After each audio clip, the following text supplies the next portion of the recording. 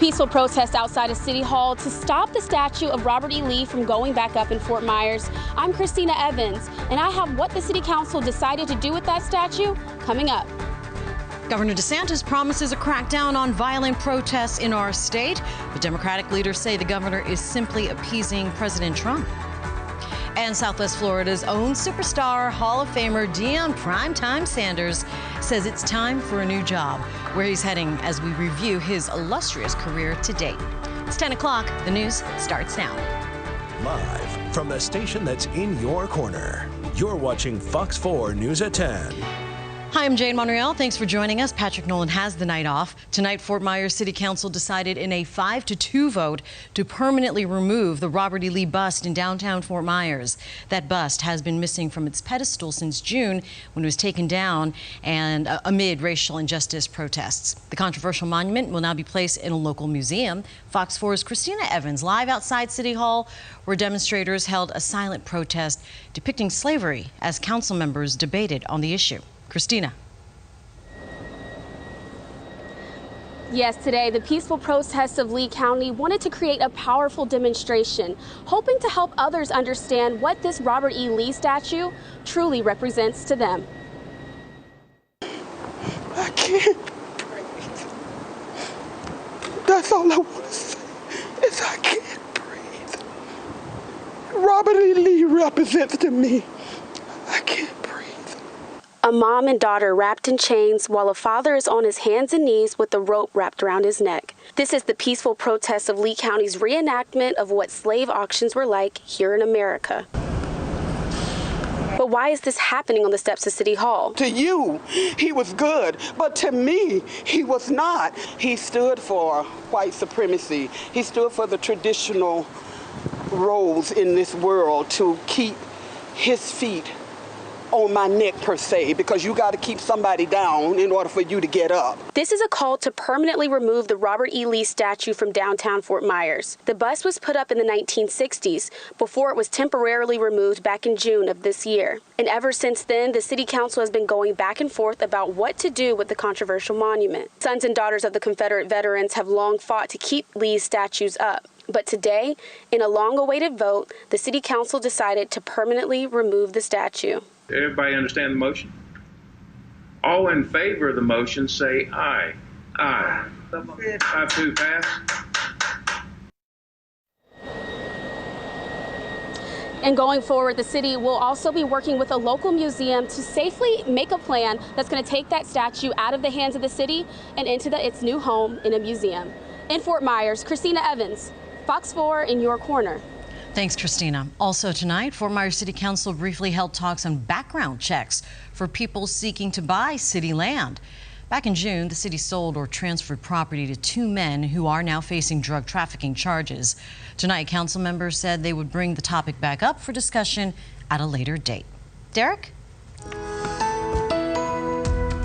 Well, we saw a little bit of rain last night here in the Cape and Fort Myers and a little bit down in the Naples area this afternoon. But boy, we've been waiting all summer long for the feeling that we're getting when you step outside right now with that breeze and that lower humidity across our area. And things look like they've dried out on the radar. No rain being detected at the present time, as those temperatures have fallen into the mid to upper 70s, near 80 down towards Golden Gate, Naples, and Marco Island. But it's the dew points that make all the difference. It's been a while since we've seen dew points in the mid to upper 60s. That's in many locations across the area. And with a northeast wind gusting over 20 miles per hour at times, it feels absolutely refreshing outside. So it looks like when you wake up tomorrow morning, mostly clear to partly cloudy skies, temps in the low 70s. We should top out tomorrow afternoon in the mid to upper 80s, but it will be noticeably nicer outside with that lower humidity across the area. I'll let you know how much longer that lasts in your Storm Shield forecast coming up. All right, Derek, thanks. One person is dead after an early morning crash in Lee County. Florida Highway Patrol says the crash happened around 5:30 on Palm Beach Boulevard near Pine Avenue. The driver of a sedan overcorrected into the path of an oncoming pickup, and it caused both of them to wreck into the shoulder. The sedan driver, a 33-year-old man, was killed. Troopers say wet roads were a factor in the crash. Governor DeSantis wants increased penalties for people who target law enforcement. He announced today he'll work with GOP-led state legislature to introduce new legislation that he says will prevent violence and civil unrest. It's called the Combating Violence Disorder and Looting and Law Enforcement Protection Act. And if you look at some of the people who've been involved in this violence, these are people that will come from all across the country. If there's any type of issue, they all of a sudden show up in all these places. We're going to figure out who's organizing and who's funding that and hold them accountable. So we're talking about penalties that he wants. For more information tonight, we're going to look at the list of offenses and punishments outlined in the Governor's Act. First, we're going to go over to the new offenses. Violent or disorderly assembly, defined as a group of 7 or more people involved in damage to property or injury to others. That's a third-degree felony. Obstructing roadways, that is blocking paths to vehicles during a protest, also a third-degree felony. But this does not apply to vehicles trying to escape an area of violence. Destroying or toppling monuments is designated a second-degree felony, and harassing people in public accommodations, such as restaurants, a first-degree offense. Enhanced sentences would be levied on those convicted of striking officers, a minimum 6-month jail sentence. Additional upgraded punishments for those who throw objects striking civilians or officers, and those found to have joined a violent protest who are from another state. The Governor's Act would ban any grants or aid from going to local governments that cut the budget for law enforcement services. That's defunding the police, a term that's been used a lot. Victims of crime related to a violent protest would be allowed to sue the local government for compensation, where it found the local officials were, quote, grossly negligent in protecting people and property. Anyone convicted of participating in a violent assembly would be barred from any and all state benefits and ineligible for state employment.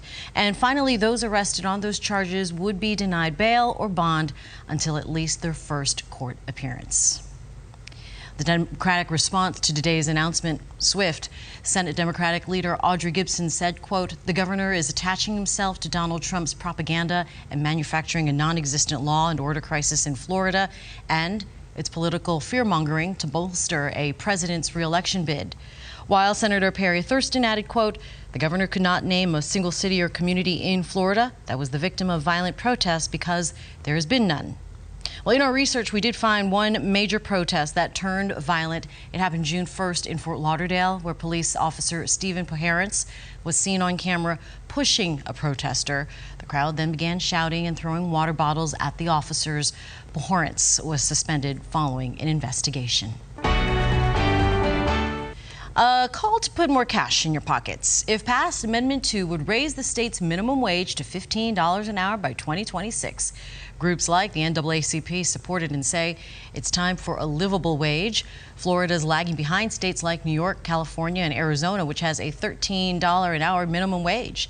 Economists point out those places have a higher cost of living compared to Florida. Some even arguing minimum wage jobs are not meant for adults supporting families, but for high school students and retired people. The NAACP says in theory that's true, but it's not the reality for most Americans. We have the people who don't have any skills who are taking these low-wage jobs because they don't have a choice. A financial expert recommends more trade and training opportunities could put Florida workers in a better place to provide for themselves and their families. If passed, the state's minimum wage would go from $8.56 an hour to $10 an hour by this time next year. If you are not registered to vote yet, tomorrow is the perfect day to do it. It's the National Voter Registration Day. There'll be a massive cross-country effort to register voters for the November 3rd election. The deadline to register or update your information is October 5th. Registering is easy. You can do it online. Just head to either registertovoteflorida.gov or vote411.org. You can also go to your county's Supervisor of Elections website. People in Immokalee are looking for a bench they say was stolen from the gravesite of fallen FWC officer Julian Keene. Keene was killed back in June while making a traffic stop in LaBelle, and that bench was designed to honor Keene's nickname, Batman.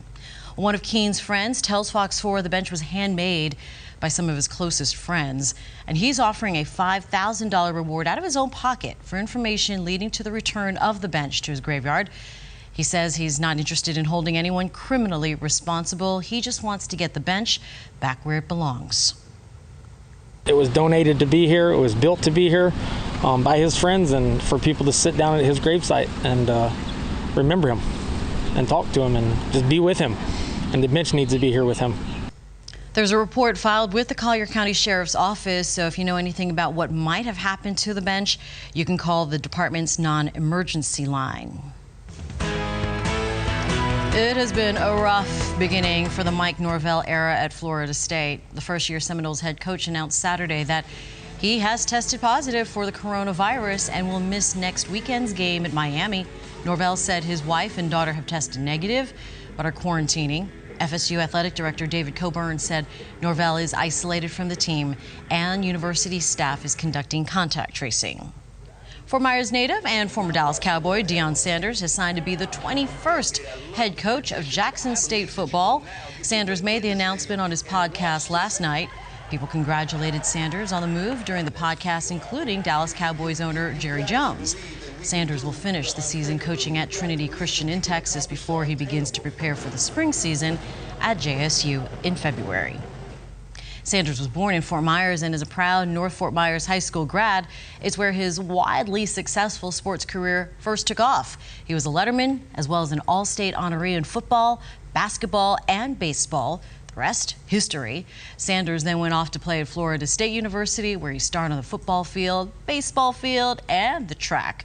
Fast forward to 1989, Deion Sanders, 5th pick overall in the NFL draft by the Atlanta Falcons, where he played until '93.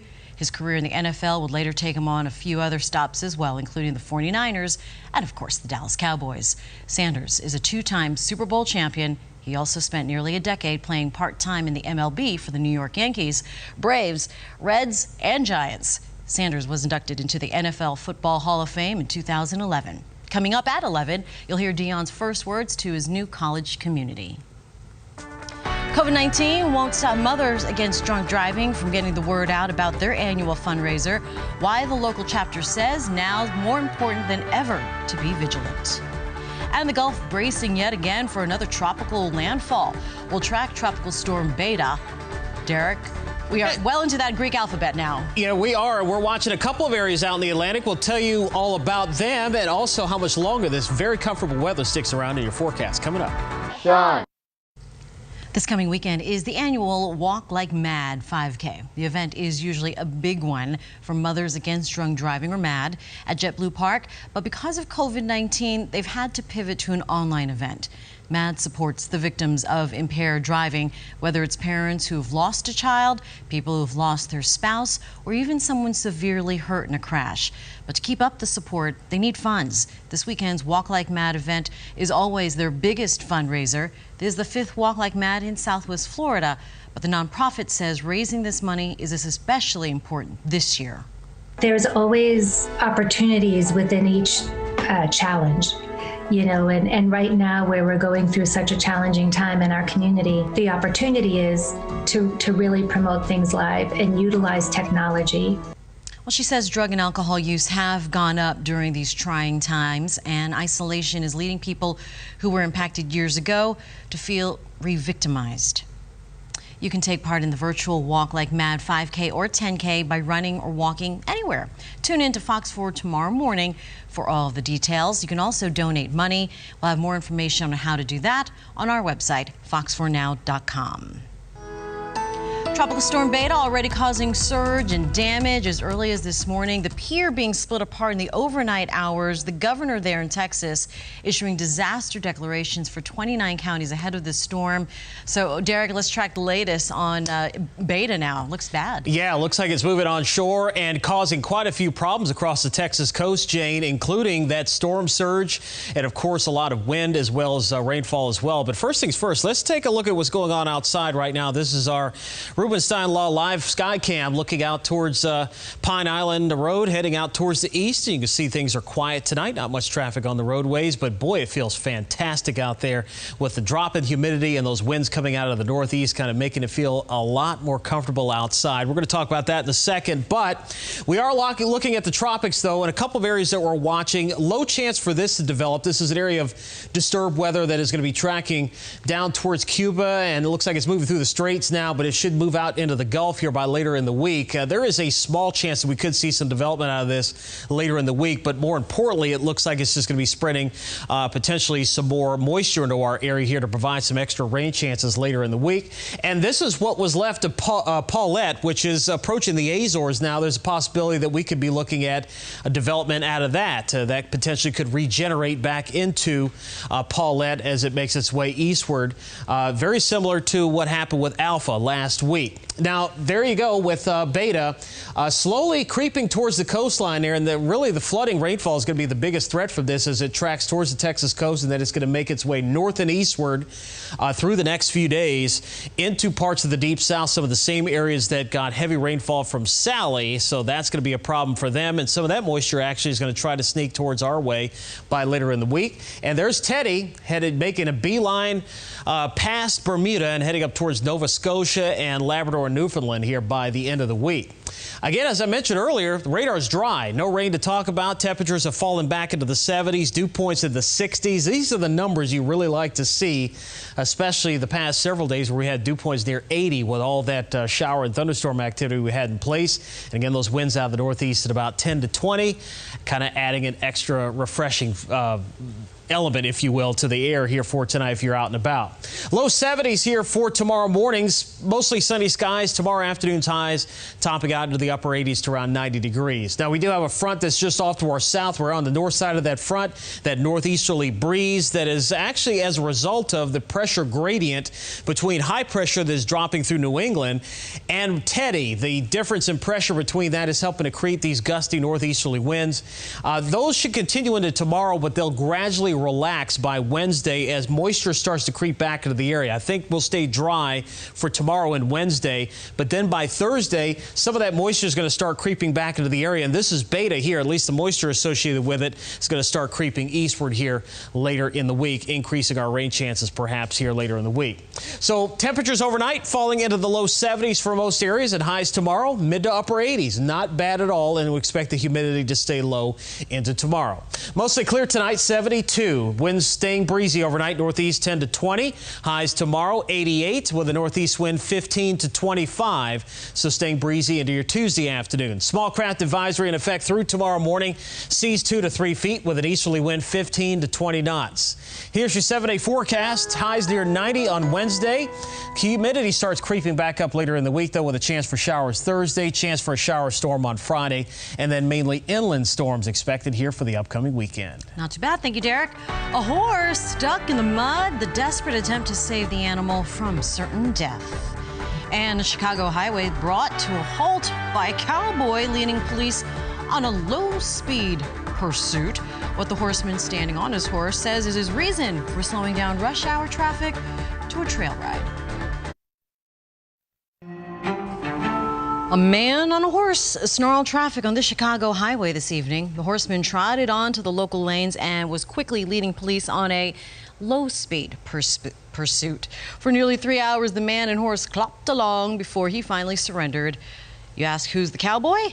Well, it's the fabled Dreadhead Horseman. He's a former exotic dancer turned social justice advocate, bringing attention to childhood poverty issues.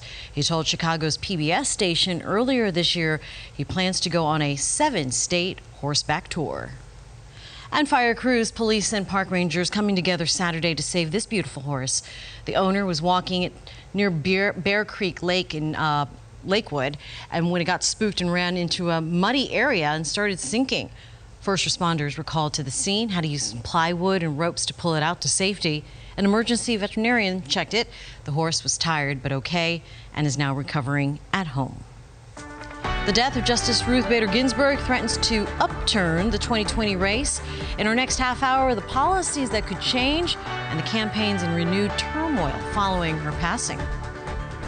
And Kentucky on edge as people there wait to learn if the officers involved in the shooting death of Breonna Taylor will be charged.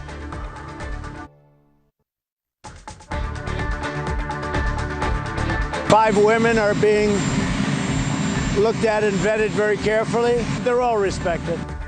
Supreme showdown. President Trump says he'll nominate his pick to replace late Supreme Court Justice Ruth Bader Ginsburg by the end of the week. Fox 4 News continues right now. Live from the station that's in your corner. You're watching Fox 4 News at 10. And thanks for staying with us. At 10:30, I'm Jane Monreal. The U.S. Supreme Court announced the body of Justice Ruth Bader Ginsburg will lie in repose at the Supreme Court on Wednesday and Thursday. Ginsburg died from complications of metastatic pancreatic cancer on Friday. She was 87. She'll then lie in state in the U.S. Capitol on Friday. A private interment takes place next week at Arlington National Cemetery. Meanwhile, vacancy must be filled, and President Trump says he'll have a nominee by this weekend, with hopes to have the new justice seated before Election Day.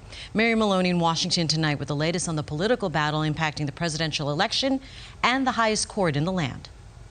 As the nation mourns the death of Supreme Court Justice Ruth Bader Ginsburg, President Trump is moving fast to nominate her replacement. I will announce it either Friday or Saturday.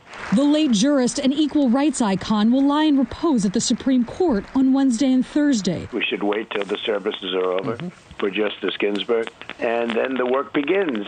The president promised to fill her seat with a woman. A very talented, very brilliant woman. But who he nominates could amount to the biggest decision of Trump's presidency. There are actually 5 I'm looking at. It's down to 5. President Trump is attempting to shift the ideological balance of the court and create a decisive 6-3 conservative majority. A conservative court is also a priority for Senate Majority Leader Mitch McConnell, who vows to give the president's nominee a vote. But Democrats are mobilizing against a court appointment this close to an election. To try and decide this at this last time, at this late moment, is despicable and wrong and against democracy. The Senate showdown extending to the campaign trail as the vacancy adds a new dimension into what was already becoming a contentious election. Even if President Trump wants to put forward a name now, the Senate should not act until after the American people select their next president. At stake, a generational shift in the makeup of the highest court in the land that could decide cases impacting health care, civil rights, and even the outcome of the presidential election. In Washington, I'm Mary Maloney. D.C. artists are paying tribute to the notorious RBG with murals such as this. This one turning into a public art piece as mourners write messages on Post-its dotted on her robes. There are a lot of questions about what this could mean for future court rulings from the Supreme Court, ranging from election cases to abortion. But the first big test will be the Affordable Care Act, with a hearing already set for November. Our Joe St. George in Washington explains why the death of Justice Ginsburg could potentially mean the end of the health care law in this country. There is a lot of uncertainty in Washington following the death of Justice Ginsburg. Who will get nominated to replace her? When will that happen? Do Republicans have the votes? But there is one thing for sure. On November 10th, the Supreme Court will hear a new challenge to the Affordable Care Act. Basically, Republicans from around the country are arguing the only reason the Supreme Court upheld the law 8 years ago was because it had a tax penalty in it. And since President Trump and Congress have now removed that tax penalty, the entire law should be struck down. Before the death of Justice Ginsburg, the general thinking was that the law would be protected again, but now there is uncertainty. This is why currently these are the 8 Supreme Court justices. There are only 3 liberal justices now. There are 5 conservative justices. 8 years ago, Chief Justice John Roberts sided with the liberals to allow for the health care law, but if he does so now, it could mean a 4-4 tie. Law professor Paul Berman with George Washington University explains what happens then. If there's a 4-4 split on the court, then no precedent is set, and whatever the lower court decided stands. And the lower courts right now have said that the Affordable Care Act should be struck down, not to mention the fact if President Trump is able to get his pick on the court before the hearing, the Supreme Court would just be more conservative. In Washington, I'm Joe St. George. The president has several women on his nomination shortlist, one of them with Florida ties. Barbara Lagoa was on the state Supreme Court before leaving to sit on the 11th Circuit Court in Atlanta. Trump has previously called Lagoa a, quote, extraordinary woman. Another potential nominee is Allison Jones Rushing. She has experience working with other justices. She clerked for Justice Clarence Thomas and then appellate court judge Neil Gorsuch before he was moved to the high court. But the one name gaining traction now is Amy Barrett. Barrett has gone on record about her Catholic faith and her stance on Roe versus Wade. She said, quote, it's never appropriate for a judge to impose that judge's personal convictions, whether they derive from faith or anywhere else on the law. Barrett was also considered a front-runner when Trump sought a replacement for Justice Anthony Kennedy. That seat was ultimately filled by Brett Kavanaugh. A grand jury is expected to hand down its decision on whether or not to charge the officers involved in the deadly shooting of Breonna Taylor soon. Anticipating that decision could cause a violent reaction, the federal courthouse in Louisville actually closed this week. First floor windows you can see are boarded up, and other proceedings scheduled for this week will be postponed or conducted virtually. Kentucky Attorney General Daniel Cameron's office has been investigating the 26-year-old's death for months. Taylor was shot and killed by police in March when they entered her apartment using a no-knock warrant. Consumer reporter John Matarese on Scam Watch tonight, how some are taking advantage of a shortage of laptops to separate you from your money. And 7-Up, 7-Eleven, that is, the chain getting ready to make a major hiring push, how you can get your name on the list. The latest item in short supply of this pandemic year, laptop computers. If your child needs one for school or you just need one for work or home, consumer reporter John Matarese has an important warning so you don't waste your money. Millions of American children need laptops for online learning this fall, and that has left store shelves thin. So you may need to shop online. But if so, buyer beware. With parents snapping up every laptop in sight, this is what you may find in electronic stores right now. But Jorge Rosado says ordering from a website left him just as empty-handed. I sent them a couple of emails already. Nobody get back to me. Nothing. Nothing. Jorge says he only had a few $100s to spend on a new laptop, and with decent, affordable laptops in short supply right now in major stores, he said his only real option was searching online. He found a site called The Laptop Store out of San Francisco. Jorge says the laptop store took his credit card and gave him a tracking number. They signed my name, they leave the package, but there was no package over there. So he Googled the seller and found their address was a Staples store that was not connected in any way. The address is from Staples. The Better Business Bureau gives the laptop store an F rating after similar complaints. Closer inspection of their website reveals a different address at this marketplace in Kollam, India. We emailed the store but have yet to receive any response. Need a laptop? Stick with known retailers. Check reviews of any web seller and beware cheap used laptops on Craigslist or Facebook. What do you think of them doing this to people like you? And I don't think it's right. You know, I work for my money. Luckily, Jorge paid by credit card and has filed a dispute, so hopefully he'll get his money back. As always, don't waste your money. I'm John Matarese, Fox 4 in your corner. Thank you, John. 7-Eleven recruiting 20,000 workers for its more than 9,000 U.S. stores. This is especially important here in Southwest Florida, where the chain recently acquired the Speedway brand. Since March, the company has hired more than 50,000 workers to assist in its operations during the course of the coronavirus pandemic. Interested applicants for both corporate and franchise stores can apply online or in person. A sell-off on Wall Street today as investors consider the implications of new coronavirus outbreaks in Europe. Also, bank stocks are lower after a Wall Street Journal report saying the U.S. government investigated banks handling illicit money despite seeing red flags about the activity. That's former Secretary of State in the middle, John Kerry, who helped ring the closing bell. At the end of the trading day, the Dow was down 509 points, the NASDAQ off 14, and the S&P 500 was down 38. Derek? All right, Jane, turned out to be a pretty nice evening across the area with that drop in humidity and those gusty easterly winds we've had throughout the day today. Certainly felt nice. I'm going to let you know how much longer that nice weather sticks around and when we can expect rain chances to return to Southwest Florida coming up in just a bit. But first, let's talk about the tropics. And we still have some systems that we're watching out there, not nearly as many as the past couple of weeks, but we're keeping a close eye on this area of disturbed weather. Right now, the chance for it developing is low, but it may potentially try to make a turn out into the eastern Gulf here by later in the week. We'll keep our eyes on it, but not too concerned about it at this point. It does look like we will see perhaps a little bit of moisture from it later in the week. And this is what's left of Paulette. You can see the spin there just south of the Azores as it heads its way towards Portugal. Remember last week, subtropical storm Alpha made landfall in Portugal last week, and we could be looking at a similar scenario there. So we'll be watching that one in this historic season so far. And there's Beta, which is approaching the Texas coast, still spreading tropical storm force winds along much of the Texas coast,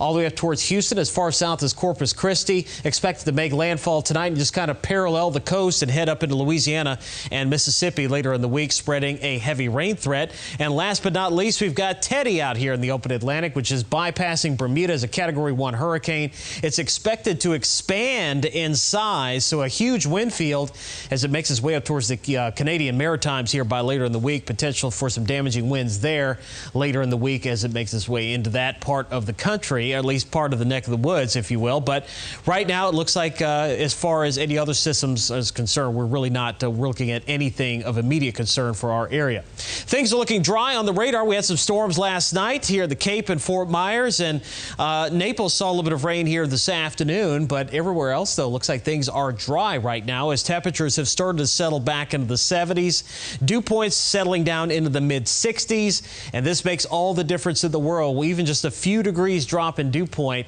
and certainly makes it feel a lot better. Here's your muggy meter through tomorrow afternoon. Notice we stay in the tolerable category, even getting down into the comfy category for a while. This lasts through Wednesday, and then the humidity and the dew points will start creeping back up by the middle to end part of the week as moisture returns back to the area. Southeast winds are going to return later in the week. We have a northeast wind now.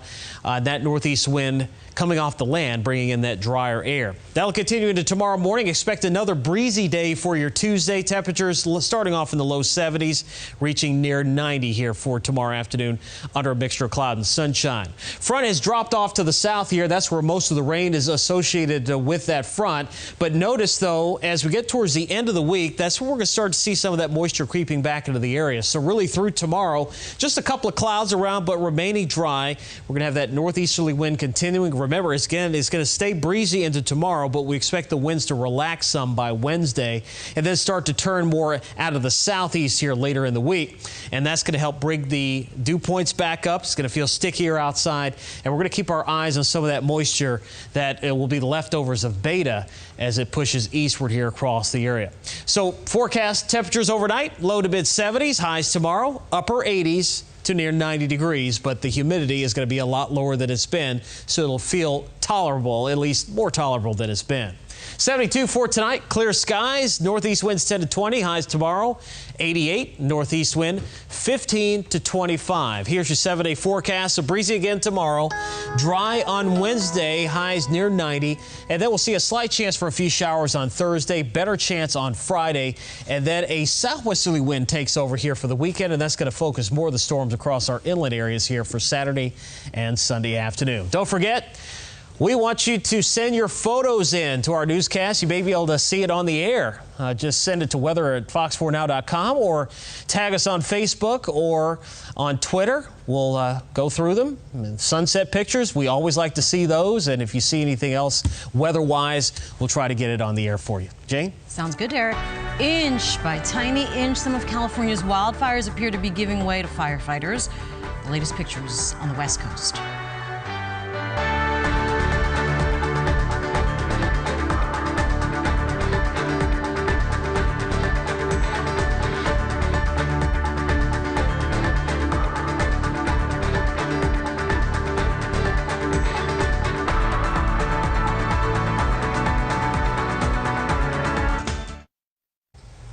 In California, the Bobcat fires now burn more than 105,000 acres in Los Angeles County. It continues to threaten Antelope Valley, where it's burned several homes and forced thousands of people to escape, and it's only just 15% contained.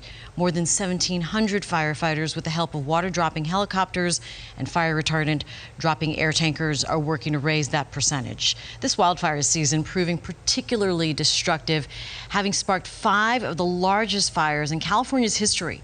More than 7,900 wildfires have burned over 3.5 million acres of land in California this year.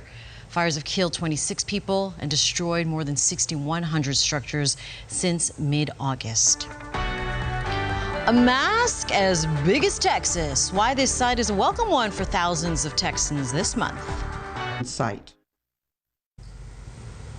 The saying everything's bigger in Texas taking on a whole new meaning as an iconic figure dons a massive face mask. This year's Texas State Fair is closed because of the pandemic, but it's not stopping the event's mascot, Big Tex, right there, from spreading an important message about wearing a face mask.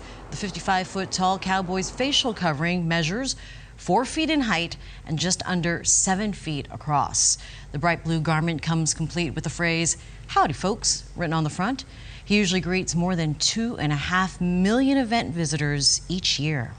A vacationer's favorite spot along the Treasure Beach now suffering severe erosion. Why the timing is especially concerning for beach engineers. Coming up on Fox 4 News at 11.